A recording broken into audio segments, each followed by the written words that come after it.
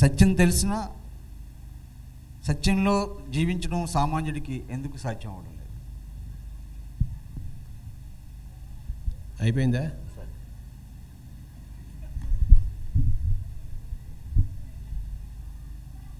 సత్యం తెలుసు అనుకుంటున్నాము, సరిగ్గా తెలియదు. మనం ఇంకా సరిగ్గా సత్యాన్ని తెలుసుకోలేదు అని మనం ఇంకా తెలుసుకోలేదు. టైం పడుతుంది సత్యం తెలుసుకోవడానికి, ఆషామాషి కాదు. ఇప్పుడు నీ నీడ నీ వెంట వస్తుంది. నీ నీడ నీ వెంట వస్తుందా లేదా నీకు ఎప్పుడన్నా డౌట్ ఉందా? లేదు. నీకు తెలుసు నీ నీడ ఎప్పుడు నీ వెంటనే వస్తుందని చెప్పేసి, అందరికీ తెలుసు. అది వెరీ ఈజీ, నా నీడ నాతో పాటే వస్తుందని చెప్పేసి. నేను ఎక్కడికి పోతే నా నీడ అక్కడ వస్తుంది. నేను నుంచుంటే నీడ నుంచుంటుంది, నేను పరిగెత్తితే నీడ పరిగెత్తుతుంది. ఈ నీడ గురించి అందరికీ తెలుసు. కానీ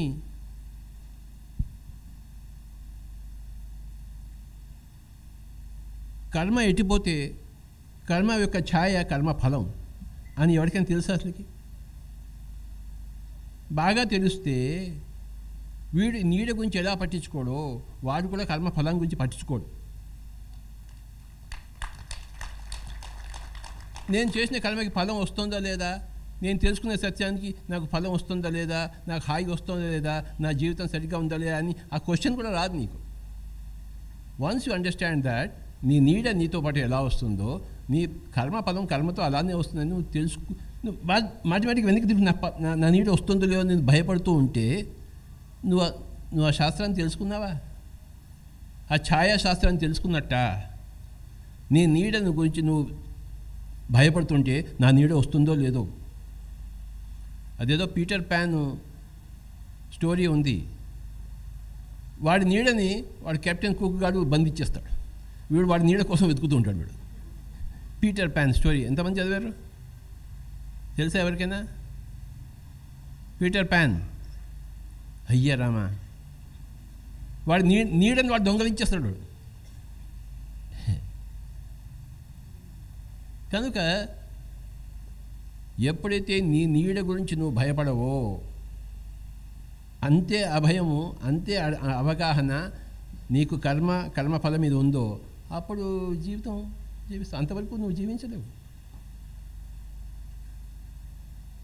అంత అవగాహన నీ దగ్గర ఉందా? ఆ అవగాహన లేనప్పుడు నీ జీవితం నీ అవగాహన బట్టి ఉంటుంది. జీవితము ఈజ్ డైరెక్ట్లీ ప్రపోర్షనల్ టు అవగాహన. అవగాహన 10% ఉంటే జీవితం 10% ఉంటుంది. అవగాహన 100% ఉంటే జీవితం 100% ఉంటుంది. యువర్ జీవితము is directly proportional to your అవగాహన. నువ్వేమనుకుంటున్నావు? నాకు అవగాహన ఉంది సార్ నా జీవితం అంటే, నీ జీవితంలో నువ్వు ఎలాంటి జీవితం జీవిస్తున్నావో అంతే అవగాహన నీకుంది.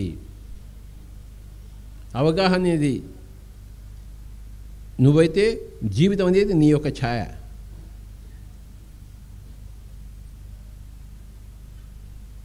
నీ అవగాహన బట్టి నీ జీవితం వెళ్తూ ఉంటుంది. నీ అవగాహన పడుకుంటే జీవితం పడుకుంటుంది.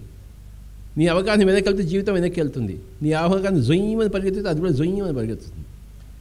నీ అవగాహన పెద్దదైతే నీ యొక్క జీవితం కూడా పెద్దదవుతుంది. నీ బాగా ఇంత 1 కిలోమీటర్ వరకు నువ్వు పెరిగావనుకో, నీ నీడేమవుతుంది? ఇక్కడే ఉంటుంది. అది కూడా కిలోమీటర్ దాకా పెరుగుతుంది. నీ జీవితం అనేది నీ యొక్క అవగాహన మీద ఆధారపడింది.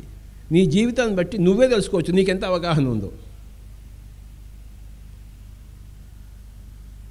నీకు మళ్ళీ నాకు కూడా చిన్న 6 ఏళ్ళ అబ్బాయి పోయాడు, 6 రోజుల అబ్బాయి. అప్పుడు నాకు దుఃఖం కలిగింది. అప్పటికి ఇంకా నాకు ధ్యానం రాలేదు. 1976 నాకు ఇంకా ధ్యానం లేదు, ఆత్మజ్ఞానం కలగలే. దుఃఖం సహజం. కానీ ఆత్మజ్ఞానం కలిగిన తర్వాత దుఃఖం అసహజం ఉండదు. మనకి దుఃఖం ఎంత ఉందో అంత అజ్ఞానం ఉందన్నమాట. మనం దుఃఖాన్ని బట్టి మన అజ్ఞానాన్ని మనం బేరీజు అంచనా వేసుకోవచ్చు. ఎవరికి వారికే లిట్మస్ టెస్ట్ ఇది.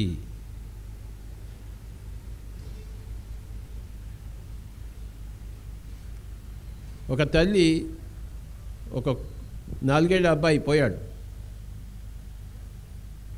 పోతే ఒకటే అబ్బాయి 4 ఏళ్ళు పోయాడు. ఇంకేముంది, ఏడుస్తూ కూర్చుంది. ఊళ్ళో వాళ్ళు చెప్పారు, ఊరి బయట ఒక మహాత్ముడు ఉన్నాడు, నీ కొడుకుని బతికిస్తాడు, అంత శక్తి ఉంది ఆయన దగ్గర.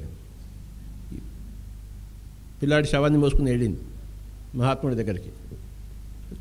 బ్రహ్మాండంగా కూర్చున్నాడు, దివ్యమైన తేజస్సుతో వెలిగిపోతున్నాడు. స్వామి నా ఒక్కడిలాగా పోయాడు, ఊళ్ళో చెప్పారు, మిమ్మల్ని దర్శించుకున్నాను, మిమ్మల్ని చూస్తుంటే నాకు కూడా అంత తేజస్సు నాకు మనసులో కలుగుతోంది, మీరు నా కొడుకుని బతికిస్తాను, మీ దగ్గర అంత శక్తి ఉందా అని అడిగింది. నా దగ్గర ఉంది అన్నాడు. ఆయన శక్తి ఆయనకు తెలుసు. నా దగ్గర ఉంది శక్తి, నీ కొడుకుని బతికిస్తాను. అదెంతసేపు అన్నాడు. నా కొడుకుని ఇవ్వండి స్వామీజీ, ఇస్తాను, కానీ ఏ ఇంట్లో చావు లేదో ఆ ఇంట్లోంచి నీ ఆవగింజలు తీసుకురా, అప్పుడు నేను ఇస్తాను. ఈవిడ పిచ్చిది ఏమనుకుంది, తన ఇంట్లోనే చావు ఉందనుకుంది. పక్కింట్లో ఇంకెక్కడ చావు చూడలే ఆవిడ. తన కళ్ళతో చూడలేదు, తన కళ్ళతో కేవలం తన కొడుకు చావుని చూసింది ఆవిడ. పరిగెత్తిన పక్కింటికి వెళ్ళింది, కొన్ని ఆవగింజలు తీసుకురండి, తీసుకో, మూట తీసుకో, నా కొడుకుని బతికించిన ఆవగింజలు ఇచ్చారు. సంతోషంగా ఇచ్చారు. నీ కొడుకుని బతికించిన ఆవగింజలు ఏముంది, మీ ఇంట్లో చావు లేదు కదా, ఎవరు చచ్చిపోలేదు కదా మీ ఇంట్లో. మా ఇంట్లో చచ్చిపోయారు, పక్కింటి వెళ్ళి వెతుక్కో అని చెప్పారు. ఏ ఇల్లు వెతుకుతుందా అమ్మ, ఊరంతా కూడా చావే. అప్పుడు తిరిగి ఆవాలు లేవు చేతిలో, ఒట్టి చేతులతో వెళ్ళింది. స్వామీజీ నాకు అవగాహన వచ్చింది,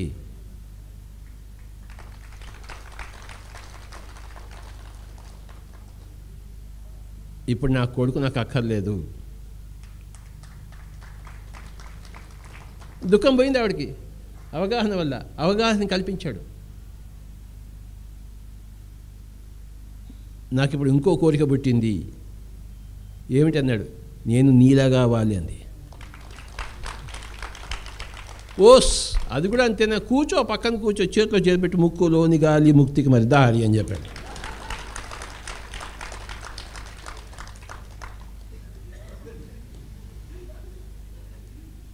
రెండూ ఓసే. ప్రాణం ఇస్తానన్నది ఓసే.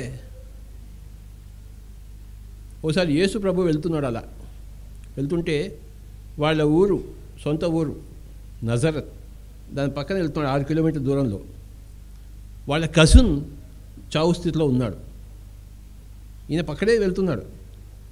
కబురు వచ్చింది, జీసస్ మీ కజిన్ చచ్చిపోతున్నాడు, నువ్వు వస్తే బతుకుతాడు, నువ్వు ఎంతోమంది బతికించావు, నీ సొంత కజిన్, నువ్వు రా అంటే ఈయన పోలే. యేసు ప్రభు పోలే, పక్కనే ఉండి ఆయన చచ్చిపోయింది వదిలిపోయాడు వెంటనే. వాళ్ళకి తిక్కలేగింది. వాళ్ళకి బండబూతులు తిట్టారు జీసస్ని.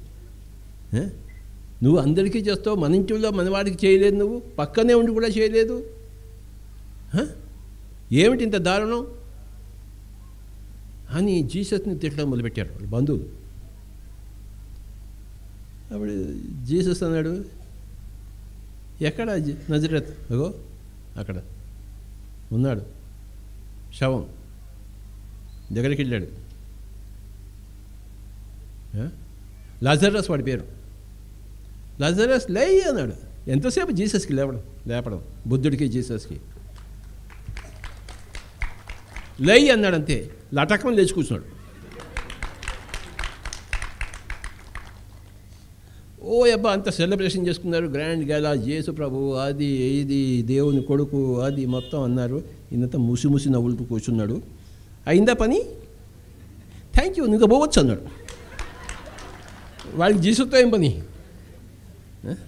థ్యాంక్ యూ అని చెప్పేసి పోయాడు. 2 రోజులు వాడు కూడా పోయాడు. వాడు ఉండలే, ఏదో తమాషా చూపించడం కోసం చేశాడు, అర్థమైందా? కనుక పోయేవాడు 2 రోజులు తర్వాత పోతే ఏంటి, ఇప్పుడు పోతేనే ఏమిటి? జీసస్ వెళ్ళిపోయింది 2 రోజులకి వాడు పోయాడు. మళ్ళీ పిలుచుకొస్తారా జీసస్ని? అదేనా పని? ఆత్మశక్తిని చూపించాడు, అర్థమైందా? కనుక మన జీవితం ఎలా ఉంటుందంటే, మన అవగాహన ఎంత ఉంటుందో మన జీవితం అంత ఉంటుంది. ఇంకో చిన్న ఎగ్జాంపుల్ ఇస్తాను. నేను బాగా సిగరెట్లు తాగుతున్నాను. Chain smoker. పెట్టె మీద పెట్టే, పెట్టె మీద పెట్టే, పెట్టె మీద పెట్టే. అనుభవంతో చెప్తున్నాను, మీరు ఎవరికి చెప్పద్దు. మళ్ళీ నాకు ఈ విషయం ఎవరికి చెప్పద్దండోయ్. చెప్తారా? సీక్రెట్. ఓకే. నేను సిగరెట్ తాగుతుంటే నాకు సిగరెట్ మీద అటాచ్మెంట్ ఉందా లేదా మీరు చెప్పగలరా? నేను తాగుతున్నాను, మీ కళ్ళ ముందే తాగుతున్నాను. నాకు అటాచ్మెంట్ ఉందా లేదా మీకు తెలుస్తుందా? మీరేమనుకుంటారు? వీడు సర్వనాశనం అయిపోతున్నాడు, వీడికి పూర్తిగా అటాచ్మెంట్ ఉంది అని అనుకుంటారు. కానీ మీకు అటాచ్మెంట్, ఎవరికైనా అటాచ్మెంట్ ఉందో లేదో ఎప్పుడు తెలుస్తుందయ్యా అంటే, సపోజింగ్ నాకు సిగరెట్ పక్కన ఎక్కడ దొరకలేదు అనుకోండి, 1.5 గంట సేపు, అయ్యా సిగరెట్ ఏదో చచ్చిపోతున్నాను ఇక్కడ సిగరెట్ ఏది అని వాడు సిగరెట్ లేనప్పుడు అలమటిస్తే అప్పుడు వాడికి అటాచ్మెంట్ ఉందన్నమాట. అంతేగాని సిగరెట్ లేదు, దాని గురించి ఆలోచన కూడా లేదు.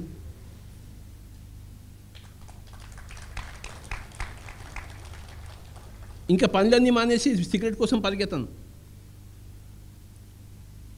సో సిగరెట్ నీకు దొరకకపోతే దాని గురించి మనసు పీడిస్తే అప్పుడు నీకు అటాచ్మెంట్ ఉందన్నమాట. అటాచ్మెంట్ అనేది ఇక్కడ మనసుకి ఉంది, అది కంటికి కనబడేది కాదు. Appearances are deceptive. కనుక నా దగ్గర సిగరెట్ లేనప్పుడు, అథవా నేను సిగరెట్ వదిలిపెట్టేసినప్పుడు నా మనసు పూర్తిగా సిగరెట్ లేదు ఇంకా అక్కడ అంటే అర్థం ఏంటి? అంత ముందుకు నాకు అటాచ్మెంట్ లేదు. There no attachment. తాగుతున్నప్పుడు అటాచ్మెంట్ లేదు. మా గురువు గారు ఉన్నారు, సదానంద యోగి. ఆయనతో పాటు 2.5 సంవత్సరాలు ఉన్నాను. ఆయన ఒకరోజు పిలిచాడు, సుభాష్ నా శరీరం వదిలిపెట్టేస్తున్నాను, నాకు సమాధి ఏర్పాటు చేయన్నాడు. గురువు ఆజ్ఞ. సమాధి ఏర్పాటు చేశాము. 2000 కాదు, 1982 ఏప్రిల్ 16th నాకు చెప్పాడు. 1982 ఏప్రిల్ 16 సుభాష్ నా సమాధి ఏర్పాటు చేసి నేను పోతున్నా అన్నాడు. సరే స్వామి అని చెప్పేసి అన్నీ ఏర్పాటు చేసి, స్వామి సమాధి రెడీ, మీరు పోవచ్చు అని చెప్పాను. రెడీ అయిందా అన్నాడు. ఓకే అన్నాడు. సరే కానీ నేను శవాన్ని తీసుకెళ్ళేటప్పుడు ఏమన్నా ఇక్కడ డౌట్స్ ఏమైనా వస్తాయేమో, ఒక డాక్టర్ని పెట్టి సర్టిఫికేట్ పెట్టించాడు అన్నాడు. ఒక డాక్టర్ని తీసుకురా అన్నాడు. మన దగ్గర మంచి పెద్ద డాక్టర్ ఉన్నాడు, డాక్టర్ శ్రీపాద పినాకపాణి, కర్నూలు హాస్పిటల్కి సూపరింటెండెంట్. మా సంగీత గురువు గారు ఆయన. చెప్పాను, స్వామీజీ శరీరం వదిలిపెట్టేస్తున్నారు, డాక్టర్ సర్టిఫికేట్ కావాలి, మీరు రావాలని చెప్పాను. అంతకన్నానా అని వచ్చాడు ఆయన. వచ్చి మేము 4 ఉన్నాము, అటు ఇటు చూశాడు. ఓకే అన్నాడు, శ్వాస వదిలిపెట్టేశాడు. తీసుకెళ్ళాము, నందవరం తీసుకెళ్ళి పెట్టేసి పైన చెంత కప్పేసి ఆయన పోయాడు. ఇంకా ఆయన మనసులోంచి ఆయన కూడా పోయాడు. నో అటాచ్మెంట్ టు గురు. మళ్ళీ పోలే నందవరానికి. మిగతా వాళ్ళందరూ రోజు పోయి పడి కడిగి అది చేశారు, నేను మటుకు చస్తే పోలేదు.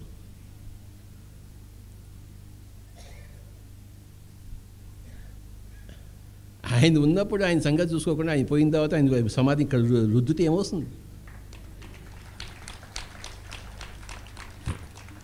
కనుక నో అటాచ్మెంట్ టు గురు.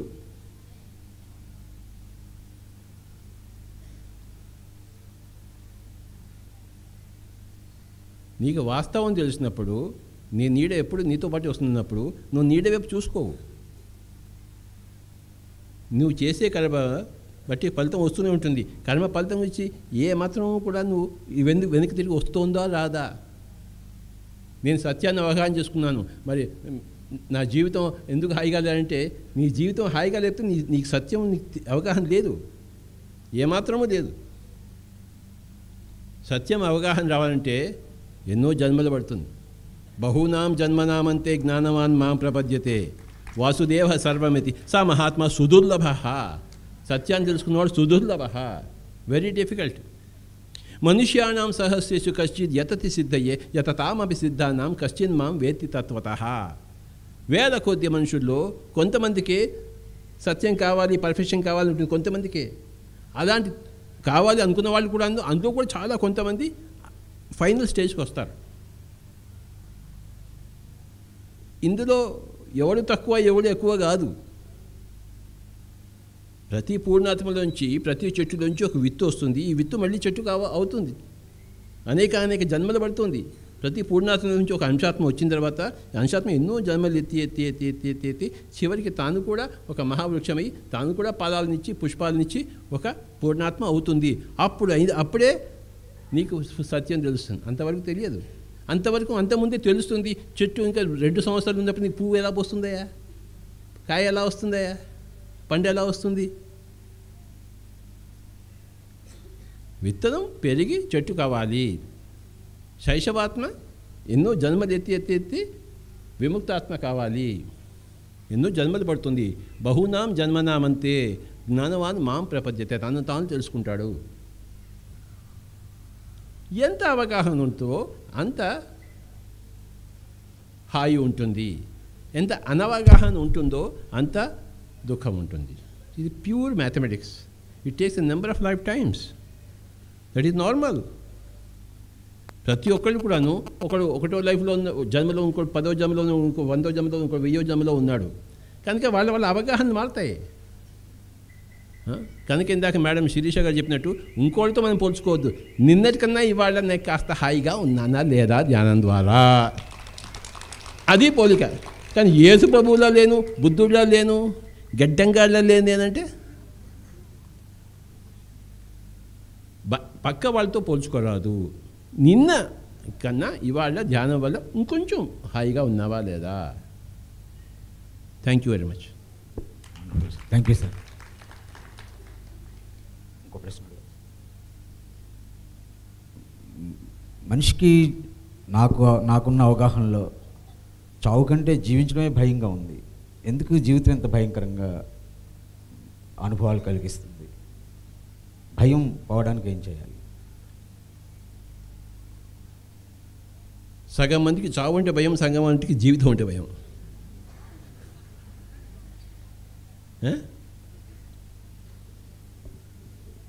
సగం మందికి సంసారం అంటే భయం, సగం మందికి సన్యాసం అంటే భయం.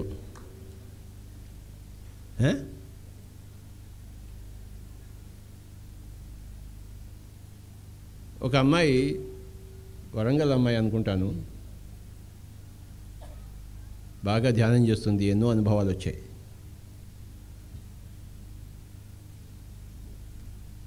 నాతో పాటు 15 రోజులు కూడా తిరిగింది ఊర్లన్నీ. అమ్మాయికో లవర్, కానీ ఇంట్లో వాళ్ళేమో ఇంకోటికి ఇచ్చి పెళ్లి చేశారు.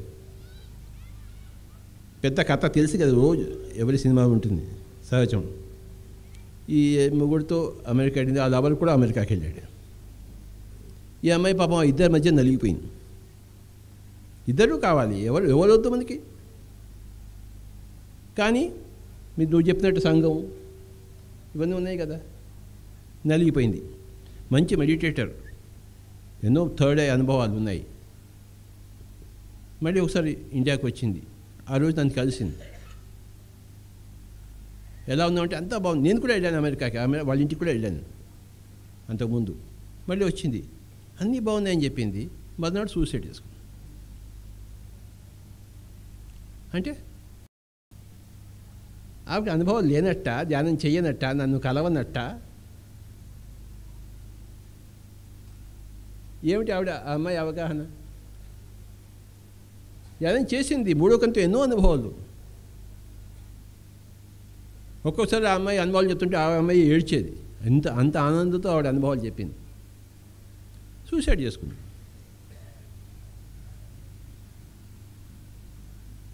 ఆ అమ్మాయి జీవించలేకపోయింది, చావుని కోరుకుంది.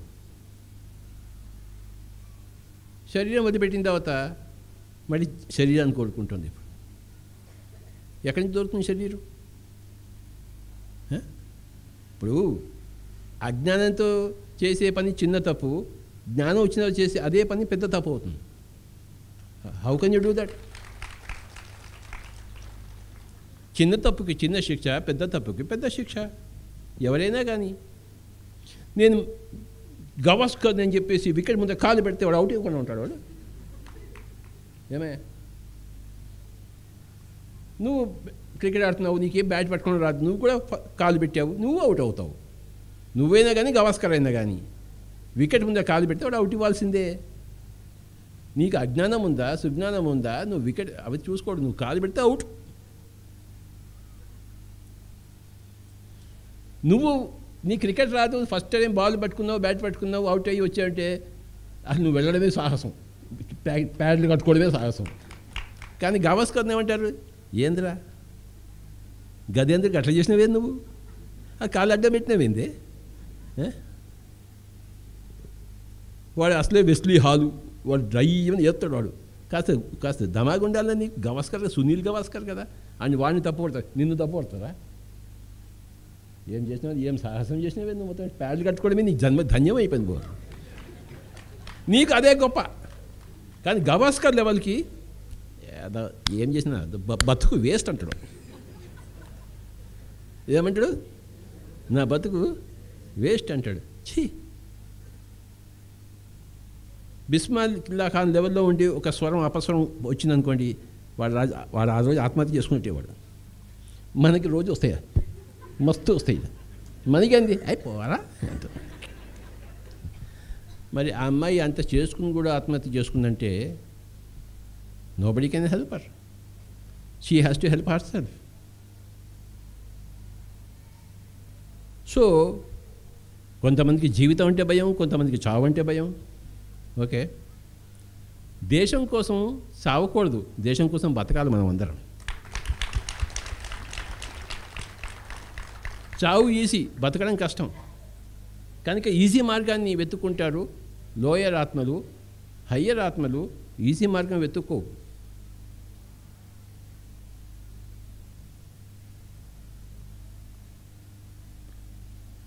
జరాసంధుడు దండెత్తాడు కృష్ణుడి మీద. కృష్ణుడు పారిపోయి ద్వారక చేరుకున్నాడు.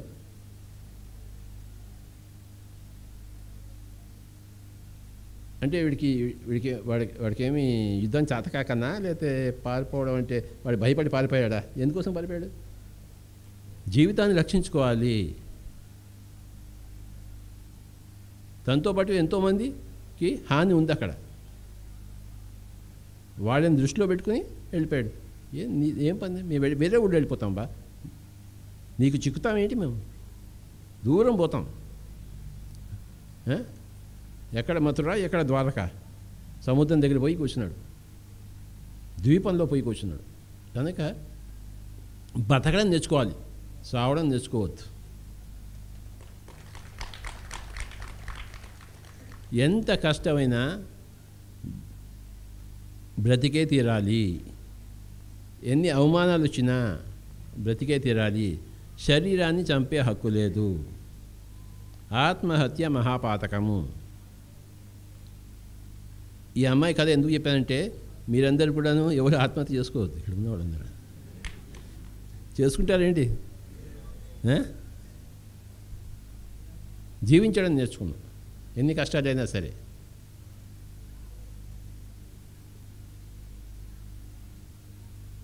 చావుకి భయపడవద్దు, జీవితానికి భయపడవద్దు. చావు లేదు, జీవితం ఎప్పుడూ ఉంది. చావు ఎప్పుడూ లేదు, జీవితం ఎప్పుడూ ఉంది.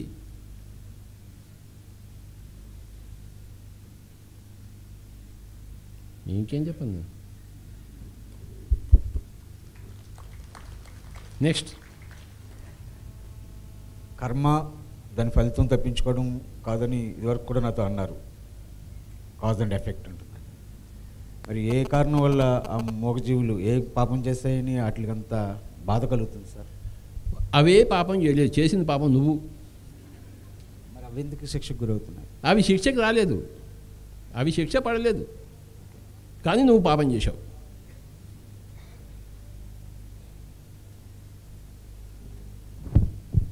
ఏ జంతువుకి కర్మ లేదు, జీవితం ఉంది కానీ కర్మ లేదు.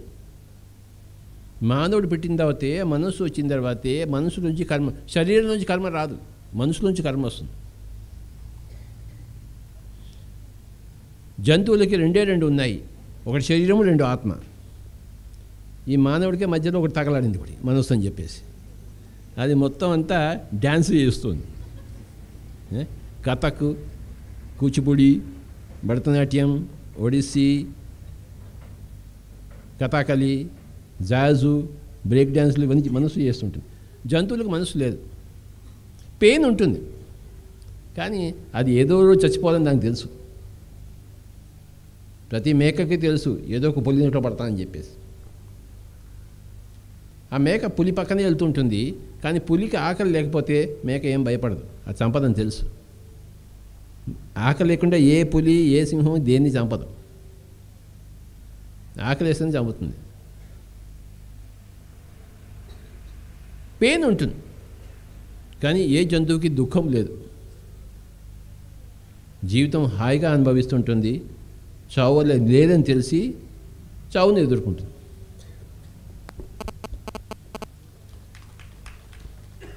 కనుక అదేవి పాపం చేయలేదు. కానీ నువ్వు మటుకు మనిషిగా పుట్టిన తర్వాత కూడాను నువ్వు మృగంలా చేస్తే నీకు పాపం ఉంది, దానికేం శిక్ష పడలేదు.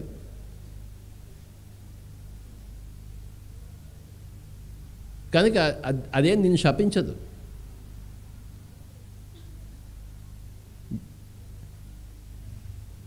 ఓకే, నీకు ఆహారంగా ఉన్నాను, కొద్దిగా పెయిన్ ఉంది అని చిరునవ్వు నవ్వి వెళ్ళిపోతుంది ఆత్మ. అక్కడ ఆత్మ కూడా లేదు, సామూహిక ఆత్మ ఉంది. ఒక ఇండివిజువల్ ఆత్మ లేదు అక్కడ, సామూహిక చైతన్యం ఉంది.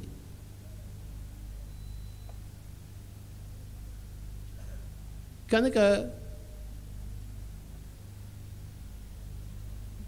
దాన్ని క్రూరంగా చంపితే అది ఏడుస్తుందని కాదు, నువ్వు ఏడుస్తావు. అదేమో ఏడవదు, ఏడుపు నీకు, దానికి కాదు. నీకు ఏడుపు లేకుండా చేసుకోవడం కోసం చంపద్దు అంతే. నువ్వు చంపితే నువ్వు ఏడుస్తూనే చూస్తావు. That is not your food, it's unnatural. పులికి మేకని చంపితే పాపం లేదు, నువ్వు మేకని చంపితే పాపం. ఫస్ట్ టైం బ్యాటింగ్ చేసేవాడు అవుట్ అయితే మెచ్చుకుంటారు వాడిని, కానీ గవాస్కర్ అవుట్ అయితే నానా బూతులు తిడతాడు. అవునా కదా, వాడి మీద ఆశలు పెట్టుకుందాం, గవాస్కర్ మీద ఏదో సెంచరీ కొట్టొస్తాడని చెప్పి ఫస్ట్ టైం ఖాళీగా పెడితే. సో మానవుడు మొట్టమొదటి జన్మల్లో తింటాడు జంతువుల్ని, ఎందుకంటే అప్పుడే జంతువు ఆత్మ నుంచి ఒక మానవ ఆత్మలో ప్రవేశించింది, ఇండివిజువలైజ్ అయిపోయి. ఆ తర్వాత క్రమేణా బుద్ధి తెచ్చుకుని మనసులోంచి బయటపడి బుద్ధిలోకి కొన్ని జన్మలు పడుతుంది. ఆ బుద్ధి అనేదే జ్ఞానం. బహూనాం జన్మనామంతే. కానీ ఇప్పుడు ఆ రూల్స్ అన్నీ మారిపోయాయి. ఇప్పుడంతా కాంతి యుగం వచ్చింది, భూమి ఒక ప్రత్యేక కక్షలో వెళ్తోంది. ఇప్పుడు ఫస్ట్ జన్మలో వచ్చిన వాడైనా సరే శాకాహారి అయి తీరుతాడు. రూల్స్ అన్నీ మారిపోయాయి. అందుకే మనది ఇంత పెద్ద ఉద్యమం అయింది. రూల్స్ అన్నీ మారిపోయాయి, ఎనర్జీ మారిపోయింది. ఒక నూతన దిశలోకి మనం వెళ్తున్నాం, అందరినీ తీసుకెళ్తున్నాం. మనం వెళ్ళబడుతున్నాము, అదొక సత్యము. మనం వెళ్తున్నాము, రెండవ సత్యము అందరినీ మనతో పాటు తీసుకెళ్తున్నానికి సహాయం చేస్తున్నాం, మూడవ సత్యం. ఎందుకంటే యుగ మార్పిడి, ఫోటాన్ బ్యాండ్ కొన్ని వేల సంవత్సరాల కిందట ఎంతో చేస్తే కానీ మనసు కూర్చోపడేది కాదు. ఇప్పుడు అలా కూర్చుంటే అలా మనసు నిలబడి అలా మూడో కన్ను వస్తుంది, because of the energy change.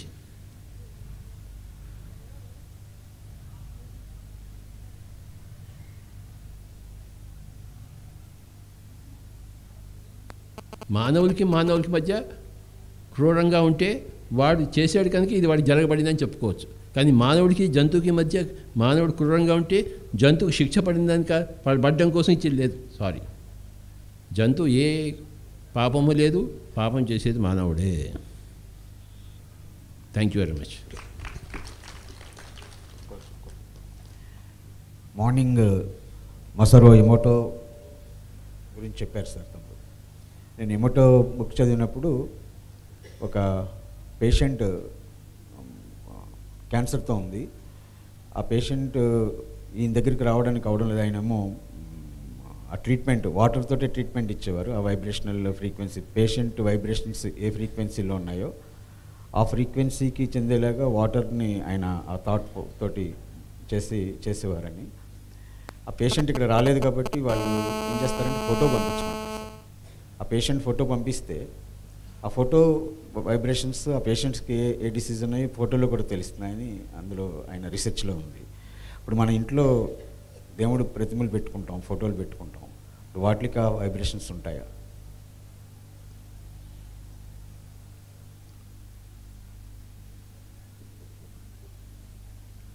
ఆ ఫోటో ఎవరు తయారు చేశాడు? ఆ మానవుడి లక్షణాలు ఏమిటి? వాడు ఎలాంటి మనసు కలిగి ఉన్నాడు? ఒక ఇంట్లోకి వెళ్ళంగానే మనకి నెగిటివ్ వైబ్రేషన్స్ కనబడతాయి, ఇంకో ఇంట్లోకి వెళ్తే పాజిటివ్ వైబ్రేషన్ కనబడతాయి. ఎందుకంటే ఈ ఇంట్లో ఉండేవాళ్ళు, ఆ ఇల్లు తయారు చేసిన వాళ్ళు వీళ్ళంతా నెగిటివ్ పీపుల్. ఆ ఇంట్లో బ్రిక్ కట్టిన వాళ్ళు, ఇంట్లో నివసించే వాళ్ళు ఎన్నో తరాలుగా వాళ్ళంతా కూడాను మంచి వైబ్రేషన్ ఉన్నప్పుడు. కనుక వాస్తు శాస్త్రం అంటే అదే. మెటీరియల్స్లో ఆత్మల యొక్క శక్తి నిక్షిప్తమవుతుంది. కనుక ఆ మెటీరియల్లో ఆ నిక్షిప్తమైన శక్తి మనం రకరకాలుగా నెగిటివ్గా పాజిటివ్గా ఉంటుంది, రెండు విధాలుగా. కనుక ఏ విగ్రహం అయినా ఏ ఫోటో అయినా ఎంతో నిష్ఠతో చేస్తే ఆ విగ్రహంలో ఆ ఫోటోలో ఎంతో శక్తి ఉంటుంది. ఆ శక్తి అందరికీ ఉపయోగపడుతుంది, అది యథార్థం. అలాగే బాగా చంపే నరికే చోట్ల వెళ్తే అక్కడ చాలా చండాలంగా ఉంటుంది. అక్కడంతా నరుకుడు, చంపుడు ఇవే ఉంటాయి. బాగా తాగే వెళ్తే ఆ శరీరాల్లోకి ఆ ఆత్మలో నుంచి ఆవహించి ఉంటాయి. యూ కెన్ సీ అవి వీడి బాడీలో ప్రవేశించి తాగుతుంటాయి అవి. కనుక ఇది ఎప్పుడూ ఉంది. అదే పదార్థ జ్ఞానం. ఈ శరీరంలోకి ఈ ఆత్మ ఉంది, ఈ ఆత్మ ఎలా ఉందో ఈ శరీరం అలా ఉంటుంది.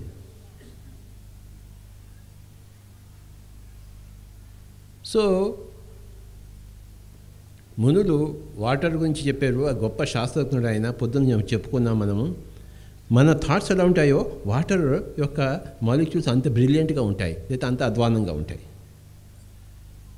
మునులు కమండలో నీళ్ళు పెట్టుకుని చల్లేవాళ్ళు. ఆ నీళ్ళు ఎలాంటివి ఉంటాయి వీటి ధ్యానం చేస్తుంటే? మామూలు వాటర్ అది. ఇంత బ్రహ్మాండంగా మెడిటేషన్ చేస్తూ ఆ కమండలో పెట్టుకుంటే వాడు నీళ్ళు చల్లితే వాడికి అన్నీ అయిపోయింది. అంటే అంత శక్తివంతమైన నీళ్ళు అవి. అదే వాస్తుశాస్త్రం. వాస్తు అంటే వస్తువు, పదార్థం, వస్తుశాస్త్రం. వస్తు కాస్త వాస్తు అయింది.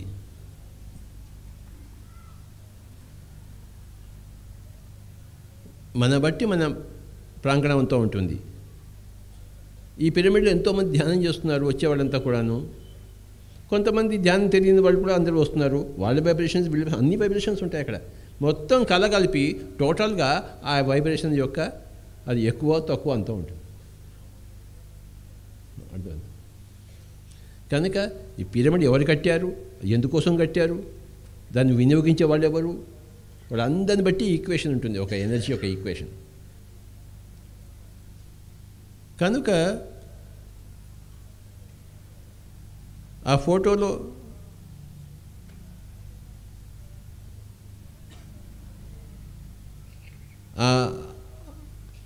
సైకోమెట్రీ అంటాను దీన్ని. అంటే నీ ఒక జుట్టు పీకంలే పీకి దాన్ని బట్టి నీ జన్మలని చెప్పచ్చు. వాడికి ఆ శక్తి ఉంటే, సైకోమెట్రీ శక్తి ఉంటే. అర్థమైందా? సో అలాగా ఆ వస్తువులో నీదంతా ఉంటుంది. నీ ప్రతి ఒక్క దాంట్లో కూడాను నీ యొక్క ఆత్మశక్తి ఎంత ఉందో అంతా దాంట్లో ఉంటుంది. అందులోంచి మనకి తెలుస్తుంది.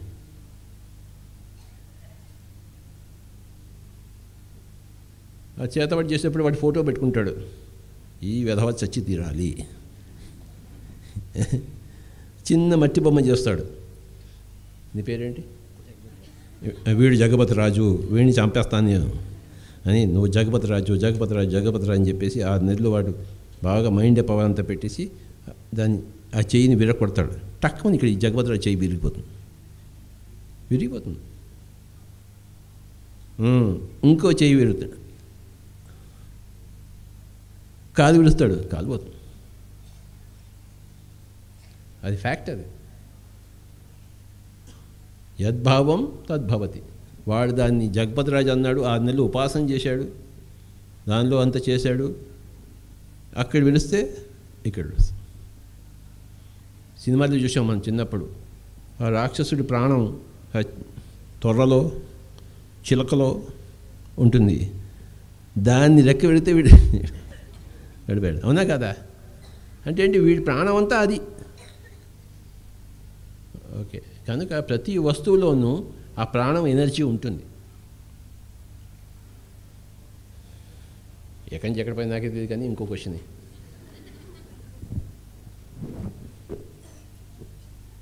మీరు రియాక్షన్ ఉండవద్దు అన్నారు సార్. నో రియాక్షన్ అంటే అలా జడంగా ఉండమంటావా? చెప్పు, ఉంటాను.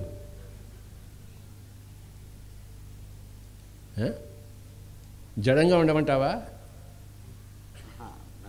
ఎలా ఉండాలి సార్? ఇప్పుడు నేను క్వశ్చన్ చేస్తాను, నువ్వు నాకు జవాబు చెప్పు. యాక్షన్ ఉండాలి సార్. మరి యాక్షన్ ఉండాలి, రియాక్షన్ ఉండాలి. ఓకే. ఉండి తీరుతుంది. మనం ఉప్పు కారం తింటున్నాం కదా, నువ్వు తింటాను లేదా? తింటాను సార్.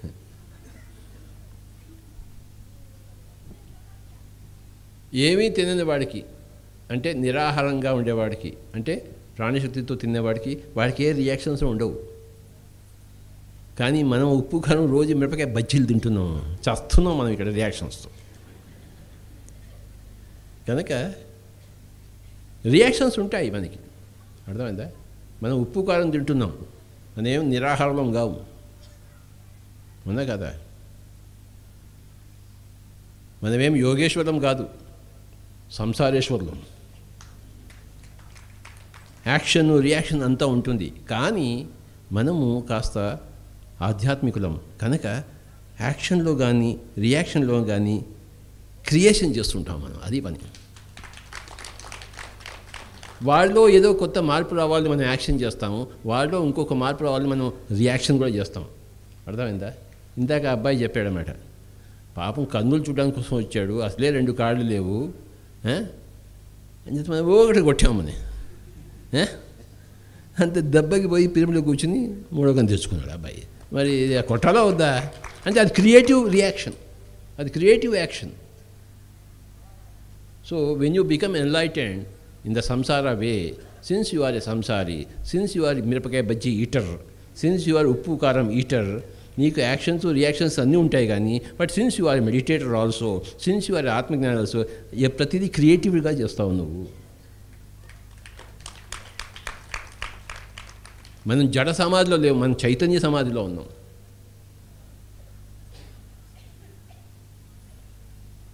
నెక్స్ట్ ఇంకా నాకు భయం గురించి చెప్పాలి సార్. జీవితంలో సమాజానికి ఫాల్స్ వ్యక్తిత్వం. భయం గురించి భయం వదిలిపెట్టేసి ఉండని భయం, సో వాట్, అర్థమైందా? సత్యం గురించి డౌట్ ఉంది, డౌట్ ఉండని, ఓకే, డౌట్ ఉండని. నాకు డౌట్ ఉంది కానీ ఎవరికి చెప్పనమ్మా. నాకు బోల్డ్ భయాలు ఉన్నాయి కానీ చస్తే భయానికి భయపడ్డాను. భయం ఉంది కానీ భయానికి భయపడను.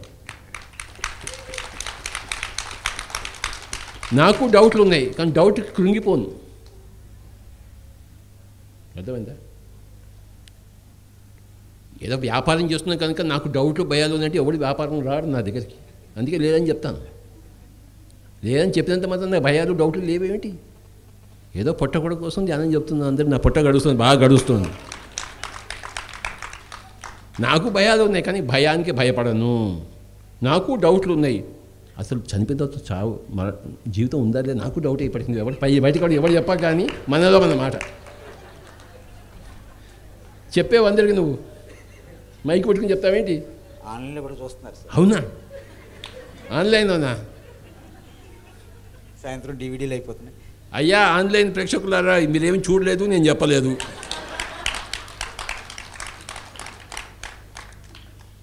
బాలాజీ ఇవన్నీ నువ్వు కట్ చేశాను సార్. నాకు భయం ఉంది, నాకు డౌట్ ఉంది.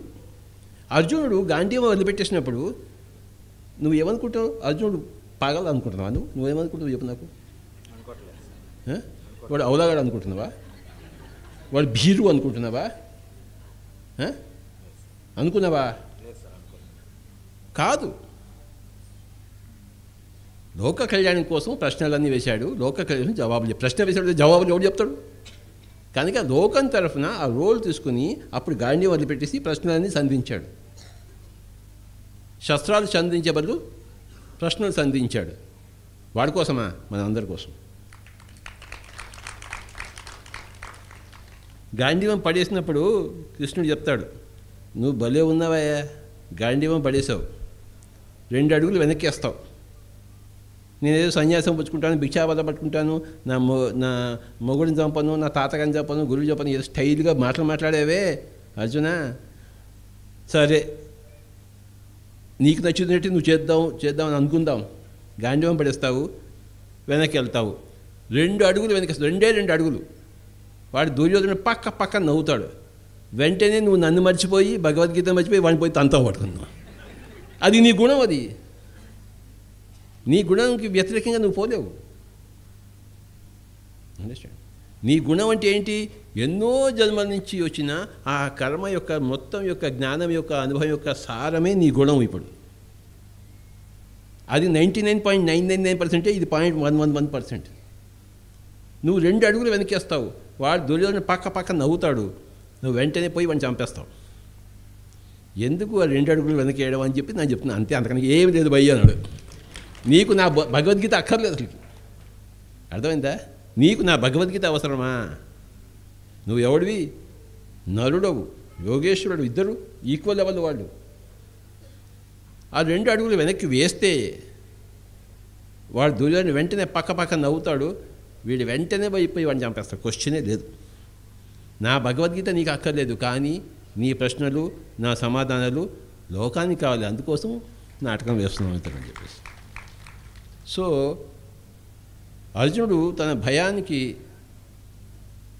భయం లేదు అతనికి, నీకు భయం లేదు, అర్థమైందా?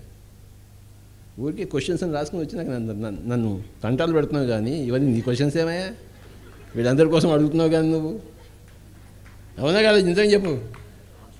ఒక్క క్వశ్చన్ లేదు ఆ అబ్బాయికి, కానీ పెద్ద పట్టుకొచ్చాడు పెద్ద క్వశ్చన్స్ అన్నీ. భయం ఉంటుంది, ఎందుకు ఉండదు? ఉంటే ఉండని, దానికి భయపడవద్దు. నాకు చాలా డౌట్స్ ఉంటాయి, ఉంటే ఉండని, ముందుకు సాగుతూ ఉండు. నీకు డౌట్స్ ఉన్నా భయం ఉన్నా ఆగిపోవద్దు. ఏదవుతుంది భయ, ఏమవుతుంది? శరీరం నుంచి బయటకు వస్తుంది, అంతే కదా. కానీ అది కూడా చూద్దాం ఎట్లుంటుందో. భయం ఉంటుంది, అది సహజము, ప్రకృతి సహజము.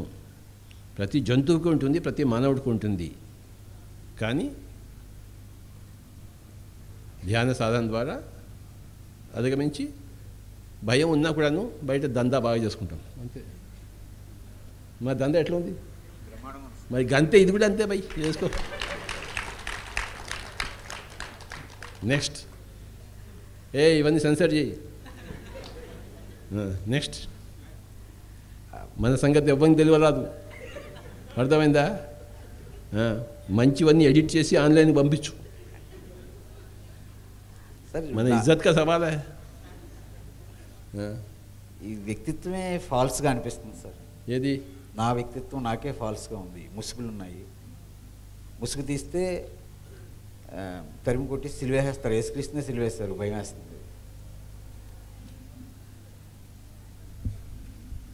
అందరూ ఎంతో కొన్ని ముసుగులు వేసుకున్నామని అనిపిస్తుంది. వ్యక్తిత్వం అంటేనే ముసుగు, పర్సనాలిటీ అంటేనే ముసుగు. అది ఓకే. నువ్వు ఒక పర్సనాలిటీగా వచ్చినప్పుడు, ఒక బాడీ మైండ్తో వచ్చినప్పుడు పర్సనాలిటీతో ఉంటావు నువ్వు, అది ముసుగే. అది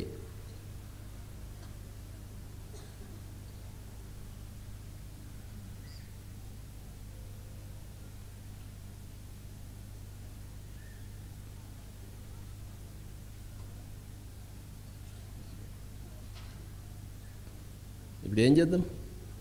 నేను కూడా ఈ పుస్తకాలతో మేనేజ్ చేస్తాను, కానీ నా ముసుగు నాకు చెప్పమ్మక ఎవరికి అంతే. చెప్పదంటారా? నీకు నువ్వు కూడా చెప్పుకోకు సార్. ఇంకా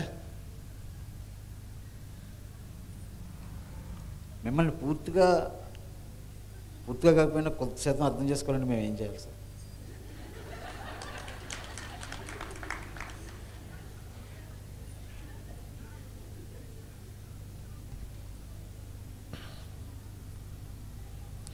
పక్క వాళ్ళని అర్థం చేసుకోవడం మాని మనల్ని మనం అర్థం చేసుకోవడం కోసం ధ్యానం చేసుకోవాలి అంతే.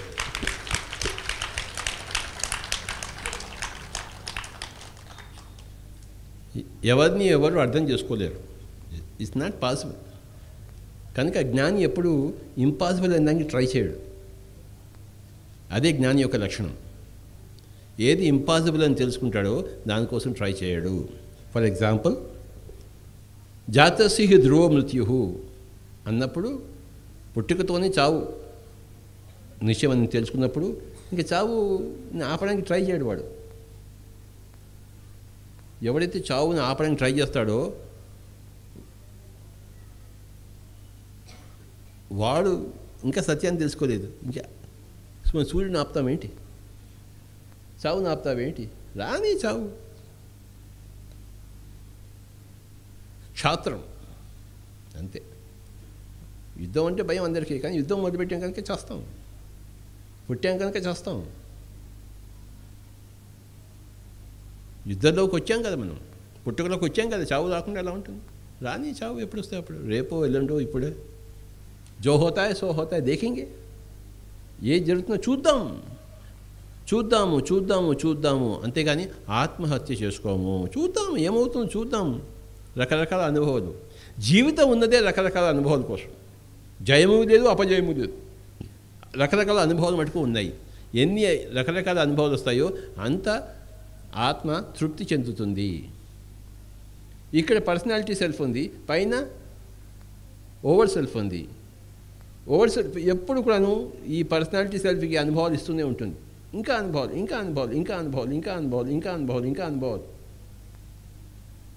ఎండలో ఎండే అనుభవాలు, వానలో తడిచే అనుభవాలు, శస్త్రాలతో ఛేదింపబడే అనుభవాలు,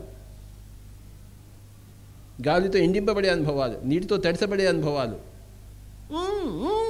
ఉంటుంది పైనుంచి. తప్పించుకోవడానికి ట్రై చేయదు. It wants all the experiences. ఆ ఓవర్ సెల్ఫే అండర్ సెల్ఫ్గా ఇక్కడ అనుభవాలు సంపాదించి మళ్ళీ తన అనుభవాలతో తానే సమృద్ధమవుతోంది. ఎలాగైతే ఇక్కడ యాపిల్ పండు ఉంది, లేదా భోజనం ఉంది, నా చెయ్యి వెళ్ళి అక్కడ భోజనం తీసుకుని మళ్ళీ నా నోట్లోకి వెళ్తాను.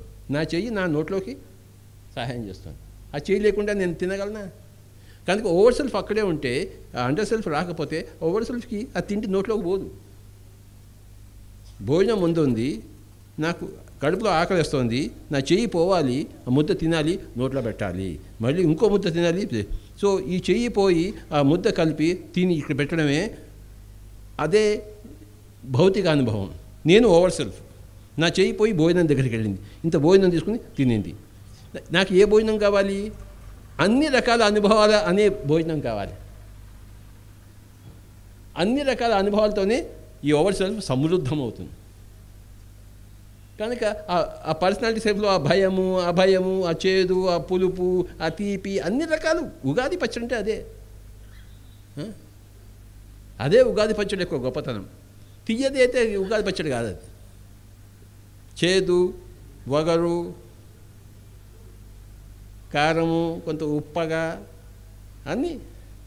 సో ప్రతి ఓవర్ సెల్ఫ్ కూడాను తన అండర్ సెల్ఫ్ని పంపించేసి అక్కడ నాటకాలన్నీ వేయించి అనుభవాలన్నీ రకరకాల అనుభవాలు. ఒక్క ఆత్మహత్య తప్పితే నో ఆత్మహత్య. దీని ఎక్స్పెరిమెంట్ ఫెయిల్ అయిపోయిందనమాట నువ్వు ఆత్మహత్య చేసుకుంటే. అంతేకాకుండా దీని యొక్క ఒకనొక ఆత్మ అక్కడే తగలడిపోతుంది, తన దగ్గర రాకుండా. ఇప్పుడు ఇంకో ఆత్మని పంపించాలి, మరి ఈ ఆత్మ సంగతి కూడా చూసుకోవాలి. డబల్ పని. Over self. అవునా ఉందా కదా? నువ్వు ఒక అబ్బాయిని పంపించావు, పోయి కూరలు తీసుకురా అని చెప్పేసి, వాడు ఎక్కడో తాగడం మొదలుపెట్టాడు. నువ్వేం చేస్తావు? ఇంకో అబ్బాయిని పంపిస్తావు. అవునా కదా? నీ పని ఆపుకుంటావా? ఇంకో అబ్బాయిని పంపిస్తావు, కూరలు తీసుకొస్తాడు. కానీ నువ్వు ఆ అబ్బాయి పోలీస్ స్టేషన్లో ఉన్నాడు, నీకు తలకాయ నొప్పి. ఇప్పుడు వాడి సంగతి చూడాలి. బాబు కేసు వద్దని ఆయన మావాడే వీడు. Same over self. కనుక పని ఆగదు. ఒకరిని కాదు ఇంకోటి 100 మంది పంపిస్తాం మనం. ఓవర్ సెల్ఫ్ ఎన్నైనా పంపిస్తుంటుంది. కనుక చెప్పడం చాలా కష్టం. అది మనమే, ఇది మనమే. ఎదవు కూడా నా తలకాయ తిరిగిపోతుంది.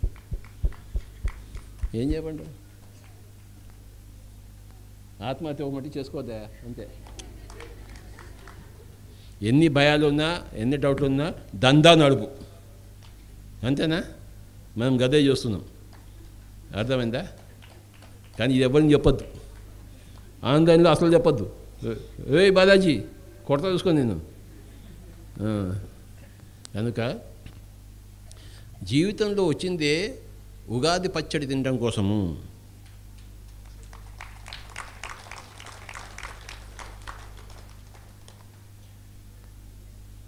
ఉగాది పచ్చడే ఆత్మకు పండుగ.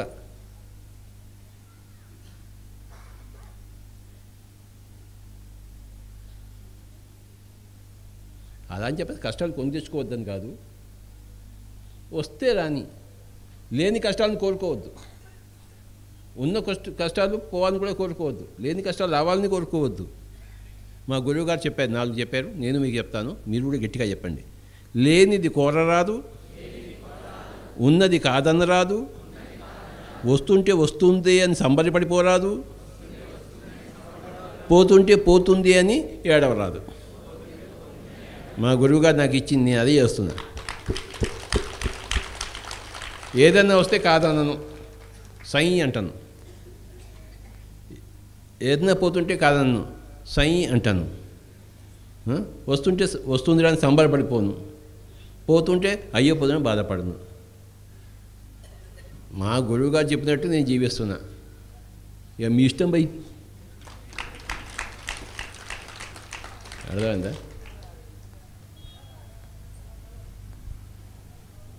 లేనిది కోరరాదు, ఉన్నది కాదని రాదు, వస్తుంటే వస్తుందిరా అని సంబరపడిపోరాదు, పోతుంటే పోతుందిరా అని బాధపడరాదు. ఇది కష్టమే.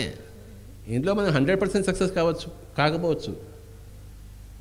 90% కావచ్చు కదా, 90% కాకపోవచ్చు, 60% కావచ్చు కదా, 1% కావచ్చు కదా. చాలు మన జీవితానికి 1% చాలు. సంబరం చేసుకుంటాం మనం. ఓవర్ సెల్ఫ్ బట్టి సంబరం చేసుకుంటే 1% ఒక మార్క్ వచ్చినా పైన ఓవర్ సెల్ఫ్లో సంబరం చేసుకుంటారు వాడు. అర్థమైందా? నువ్వు ఇక్కడ ఎడుతావు కానీ వాడు సంబరం చేసుకుంటాడు, నేను పంపించినవాడు. అర్థమైందా? నువ్వు కూడా పోయిన తర్వాత అదే సంబరమే సంబరం అని చెప్పి తెలుసుకుంటావు. వాడ ఈడుంటే ఏడుపు అంతా, ఈ ఏడుపు సహజం. కాసేపు ఏడు. అర్థమైందా? Next question. చాలేవా ఇంకెంత చాలా? రేపు ఇంకో అవకాశం ఇస్తారా సార్? రేపు ఇంకో అవకాశం. ఓకే పో. Thank you very much. Thank you sir.